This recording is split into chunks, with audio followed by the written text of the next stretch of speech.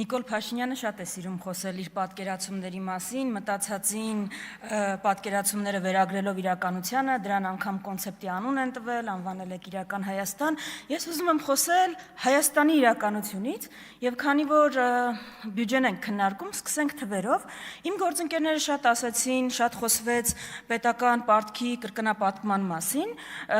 դրա մասին շատ խոսվեց, ես հիմա ավելի մանրամասն չխոսեմ, բայց ես իսկապես ձեզ մի կիսաանձնական բնույթի հարց ունեմ, էլի, եթե դա հանկարծ խախտում է ձեր անձնական տարածքը, ինչ որ այլ գաղտնի տվյալներ է բանանում, պարունակում, կարող եք հանգիստ չպատասխանել, բայց անկեղծ ուզում եմ հասկանալ, այդ որ կրկնապատկել եք, շուրջ 8 միլիարդով ավելացել եք, այդ գումարները ինչ եք արել։ Ես լուրջ ուզում եմ մի հատ հասկանալ, ինչ են եղել այդ գումարները, որտեղ ես նայում եմ ցուցանիշներին, նայում եմ թվերին, վիճակագրական ցուցանիշներին։ Օրինակ դուք ստանձնել եք պետության ղեկավարությունը, իդեպ 7 տարի արդեն իշխանության եք, հավակնում եք լինել ամենաշատ Հայաստանում պաշտոնավարած թիմը եւ ղեկավարը, ստանձնել եք, երբ որ աղքատությունը 23.5% է։ Չեմ էլ անդրադառնում ինչ խոստում եք տվել։ Հիմա ըստ վերջին տվյալների 2025-ի այդ աղքատությունը 23.7% է։ Այլ ցուցանիշներ ենք բերում, ծայրահեղ աղքատության, հանցավորությունների աճի, թմրան միջոցների ապօրինի շրջանառման, որտեղ ավելացում կա, դուք ասում եք, դուք չեք հասկանում, մեթոդաբանությունն ենք մենք փոխել։ Սկսել ենք ուրիշ ձև հաշվել, դրա համար է մենակ բանը պայմանավորված, թվերի վատթարացումը, ուրիշ ոչ մի հանկարծ այս երկրում խնդիր չկա։ Բայց այ որտեղ աճ կա օրինակ 31%-ի աճ սպառողական վարկերի բանում, սպառողական վարկ վերցնողների թվի մեջ։ Վարկով ապրող պետություն, վարկով ապրող քաղաքացի, գնալով թանկացող գներ, չաճող եկամուտներ, այսինքն ոչ թե չաճող, թվերը աճում են, բանի վրա, թղթի վրա աճում են, կենսամակարդակը դրանից աճում է, չէ, բայց ես անձերն աչքով կարող եմ տեսնել այդ գումարների մի մասը առնվազն որտեղ են գնացել, ձեզնից կարող եմ տեսնել, ձեր թիմակիցներից, ձեր վարած մեքենաներից, հիմա ես ուզում եմ գալ նաև ժողովրդավարության իրական պատկերի. Այս ինչ աղմուկ է, ժողովուրդ ջան, կգաք ստեղից կխոսեք։ Ես ժողովրդավարության իրական պատկերի մասին եմ ուզում խոսալ։ Ուրեմն կրեդոն այս թիմը հայտարարել էր, որ ժողովրդավարությունը իր կրեդոն է։ Հայտարարումը, չգիտեմ էլ իրականում ինչ դեմքով ընտրություններ չկեղծելու, վարչական ռեսուրսներ բանանելու, չօգտագործելու մասին։ Համայնքների անուններ եմ ուղղակի կարդում, մի հատ լսեք, էլի։ Գորիս, Թալին, Վանաձոր, Վարդենիս, Բերդ, Անի, Ալավերդի, Ախուրյան, Գյումրի, Մասիս, Մեղրի, Քաջարան, Կապան, դուք այս կամ այն կերպ միջամտել եք այս համայնքներում տեղի ունեցած ընտրություններին, որտեղ ձեր սրտի թեկնածուներ չեն ընտրվել։ Ինձ փարաքարինը չեմ անդրադառնում, ուղղակի, որ ֆիզիկապես այդ մարդը այլևս գոյություն չունի։ 15 համայնք։ Չէ, սա ընտրություններ չկեղծել է, բանը, կեղծելու հետ կապ չունի, մենք չենք կեղծում ընտրություններ, մենք ուղղակի իրանց արդյունքների հետ հաշվի չենք նստում։ Այդ բանը, ՔՊԻ կրեդոն, նոր բանը, հայտարարությունը, սլոգանը։ Հաջորդը 10 թեմ ունի Հայաստանի Հանրապետությունը։ 10 թեմ։ Ինչ եք կարծում, քանի թեմի առաջնորդը հենց հիմա, երբ որ ես խոսում եմ, բանտում։ 3։ Չէ, սա հանկարծ սխալ չհասկանաք։ Սա բանը, եկեղեցու դեմ արշավ չի, չէ, կապ չունի դա որևէ կերպ եկեղեցու արշավի, վեհափառի նկատմամբ արշավի հետ, պատահականություն է, ուղղակի, հենց Ադրբեջանի հոգևոր առաջնորդը մեր եկեղեցու մասին խոսեց նույն Փաշինյանի հայտարարություններով,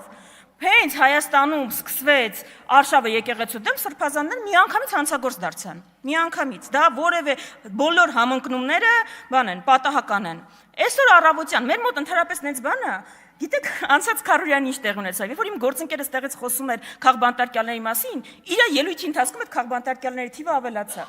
Մենք արթնանում ենք, որ գանք ազգային ժողով կամ այլ տեղ աշխատանքի ու չգիտես ինչ իրավիճակում կարթնանաս։ Այսօր առավոտյան դուք նորից կալանավորել եք 2 բլոգերների, ձերբակալել եք։ Ժողովուրդ ջան, հանգիստ, կգաք ստեղ կարտահայտվեք, հանգիստ։ Հիմա, դուք կալանավորել եք, մի քանի ամիս առաջ էլ, նույն հոտվածով, նույն մարդկանց կալանավորել եք։ Հետո գիտեք դատան ինչ որոշեց այդ հոտվածի հետ կապված։ Առաջինացիան անմեղ ճանաչեց այդ մարդկանց։ Գիտեք, ես չեմ ողջունում վիրավորական խոսքը, հայոյանք առավել եւս, չգիտեմ էլ անգամ ինչ են ասել։ Բայց ես խորը կասկածներ ունեմ Նիկոլ Փաշինյան, որ ձեզնից ավելի վատ բառապաշար են օգտագործել։ Խորը կասկածներ ունեմ, անկեղծ եմ ասում։ Ու չգիտեմ ինչի։ Մենք չենք տեսնում, որ ԱԱԾ-ն գալիս է ձեզ կռացրած տանում է։ Մենք չենք տեսնում, որ մարդասպաններին ԱԱԾ-ի հատուկ հակահաբեկչական ջոկատը գալիս տենց կռացրած տանում է, բայց դիմադիրներին խնդրեմ, վեհարան է պետք մտնել։ ԱԱԾ-ի բանը ջոկատը ինչի համար է ահաբեկչության դեմ պայքարի, սև, կարմիր բոլոր բերետավորները։ Ես ուզում եմ խոսեմ Հայաստանում պատասխանատվության կամ իրականում անպատասխանատվության իրական վիճակից։ Մի քանի օր հետո լսումներ եք դրել, վերնագիրը կարծեմ մարտի 1-ի քաղաքական պատասխանատվությունը։ Լավ եք արել, իրականում ես կարծում եմ, որ մարտի 1-ի քաղաքական պատասխանատուներին մենք պիտի գտնենք, այո, ես ձեզ հարց ունեմ, ինչի միջև հիմա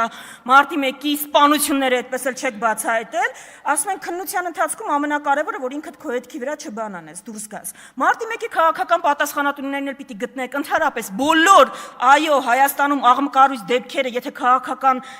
նրբերանգ ունեն, պիտի պատասխանատուներին գտնվեն ու պատժվեն, բայց ես հարց ունեմ։ Ինձնից հետո առողջապահության նախարարն է խոսելու։ Այն զինվորների մասունքները պարկերի մեջ պահելու քաղաքական պատասխանատվության հարց կա թե չկա, թե ներողությունը մենակ հերիք է։ 15 զինվորների այրվելու քաղաքական պատասխանատվության հարց կա թե չկա, հղի կնոջ վրայերթի քաղաքական պատասխանատվության հարց կա թե չկա, ձեր դեմ ցույց իրականացնողների վրա չթույլատրված զինատեսակներ կիրառելու քաղաքական պատասխանատվության հարց կա, այստեղ խնդիր չկա։ Թե քաղաքական պատասխանատվությունը մենակ այն ոչ ձեզ է վերաբերում, բոլորին ոչ ձեզ։ Ես ուզում եմ խոսել իրական անվտանգային իրական իրավիճակից։ Շատ ենք խոսել այս պայմանագրերից, այդտեղ ինչքան պետք լինի հայտարարությունները եւ պնդումները կրկնեմ, բայց ես մի հատ քրոնոլոգիա եմ ձեզ ուզում ներկայացնել։ 2020-ի նոյեմբերի 9-ին կնքել եք նոյեմբերի 9-ի փաստաթուղթը, պատճառաբանությունը մարդկանց փրկել, որ պատերազմ չլինի։ 2021-ին Սև լճում եկել են, տարածք են գրավել, միջև հիմա այդտեղ են։ 22-ին Ջերմուկում են տարածք գրավել, միջև հիմա դուրս չեն եկել, գլխավոր շտաբի պետը հայտարարել է, որ կսովածանան, հետ կգնան։ 2023-ին հայաթափվել է Արցախը, 24-ին Տավուշում միակողմանի զորքերը ետ են քաշվել։ 25-ին դուք հայտարարել եք, 25 ենք եկել հասել, նոյեմբերի 9-ին կնքել եք Արցախի վերաբերյալ այդ փաստաթուղթը, ամբողջ 5 տարի հայտարարել եք, որ Արցախով Ադրբեջանի պահանջները սահմանափակվում են, 25-ին եկել եք, դուք հայտարարում եք, որ Հայաստանի Տիրապետության տակ կան ադրբեջանական տարածքներ։ Մի հատ էլի հաջորդ կիսաանձնական բնույթի հարցը տամ։ Այդ ամբողջ փաթեթը կհրապարակեք, հասկանանք Ադրբեջանը մեզնից սենց ամբողջապես ինչ է ուզում, թե դուք էլ չգիտեք։ Ամեն անգամ, երբ որ մի պահանջը բավարարում եք, գալիս է 2-3-ը ավելանում է, եւ այդպես է։ Բայց դուք չեք դա ասում։ Ամեն զիջում ներկայացնում որպես վերջինը, բայց դրան ավելանում է հաջորդ 2-ը, 3-ը եւ մնացածը։ Հիմա ես գիտեմ, որ մենք երբ այսպես խոսում ենք, ներկայացնում ենք խնդիրները, իրականությունը, մեր քաղաքացիների բացարձակ մեծամասնությունը համաձայնում է արդեն, որտեղ դուք այնտեղ եք հասցրել, որ եթե մի քանի տարի առաջ բռնապետ Նիկոլ Փաշինյանը տերմինը բառակապակցությունը ծիծաղելի էր, հիմա էլ ծիծաղելի չի է։ Բայց մեր քաղաքացիները ավելի շատ հարցնում են այլընտրանքների մասին, որ իրականում որն է մեր այլընտրանքը, ինչպես կարող ենք այս իրավիճակից դուրս գալ։ Դիմելով ձեզ, սիրելի քաղաքացիներ, հատկապես երիտասարդներ, կախարդական փայտիկներ չկան։ Մի անգամ կախարդական փայտիկ խոստացողը տեսակ ինչ աղետ ձեզ բերեց։ Միակ ճանապարհը ձեր մասնակցությունն է քաղաքական գործընթացներին, ընտրություններին կլինի հաջորդ կիրակի օրը վաղարշաբաթում, որովհետև ձեր չմասնակցությունը ուղիղ ինդուլգենցիա է գործող իշխանությունների քայլերին, արարքներին, գործողություններին ու ծրագրերին։ Այլընտրանքը ինչքան էլ տրիվիալ հնչի,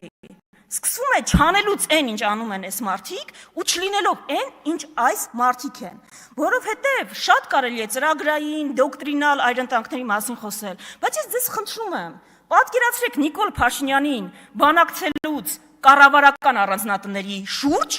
հիմնավորելուց, որ ինքը պիտի այդտեղ լինի, այդտեղ կարևոր է, իր բոլոր անվտանգային միջոցները շատ կարևոր են, ու պատկերացրեք նույն Փաշինյանին բանակցելուց Արցախահայերի իրավունքների շուրջ։ Տարբեր Փաշինյաններ են դրանք, տարբեր Փաշինյաններ են, այլընտրանքը ընդհանրապես սկսվում է քաղաքական հակառակորդներին ավելի քիչ ատելուց, քան սիրում ես պետությունը։ Ձեր այլընտրանքը սկսվում է չլինել Նիկոլ Փաշինյանից, ու այդ քաղաքական ուժերը ու դերակատարները Հայաստանում կան։ Ուղղակի ձեր քվեով, ձեր մասնակցությամբ դուք պետքա մերժեք այս ծրագրի մասը դառնալը, որովհետև այս մարդիկ ձեզ դարձնում են իրենց հանցակիցը։ ինչ անում են, պատասպարվում են ձեր ետևում, սիրելի քաղաքացիներ։